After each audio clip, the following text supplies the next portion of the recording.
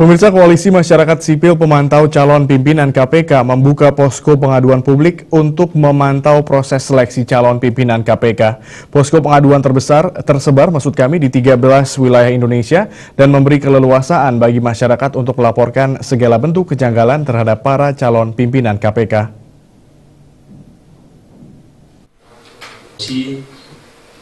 Dari 17 Staf Divisi Investigasi Indonesia Corruption Watch atau ICW, Lais Abid, dalam konferensi persnya di Jakarta mengatakan bahwa pos pengaduan tersebut sengaja dibentuk agar masyarakat berpartisipasi dalam mengawal proses seleksi calon pimpinan KPK. Masyarakat yang dimaksud sendiri tak terbatas pada khalayak khusus, melainkan berasal dari tetangga, kandidat, rekan kerja, atasan, bawahan, atau pihak yang pernah berperkara atau berinteraksi dengan kandidat.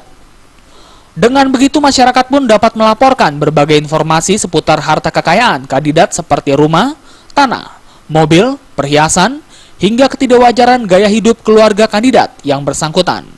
Lais menjelaskan posko pengaduan sendiri dibuka di setiap provinsi, diantaranya Jawa Barat, Jawa Timur, Kalimantan, Sumatera Selatan, Sulawesi Selatan, Aceh, hingga NTT. Lais berharap besar kepada panitia seleksi KPK untuk melaksanakan proses seleksi capim KPK secara terbuka dan transparan. Dan perlu kami sampaikan juga bahwa kami yang hadir di sini dan nanti mungkin juga dikembangkan itu akan membuka pos pengaduan juga.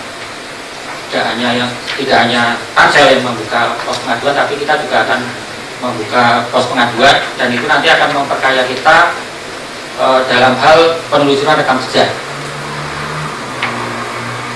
Nah, di pos pengaduan ini masyarakat atau publik lebih luas dapat berpartisipasi melaporkan kandidat pada pos pengaduan yang diselenggarakan oleh koalisi yang kami sepakati hari ini. Dari Jakarta, Muhammad Ibrahim dan Wahyu Sadiatmoko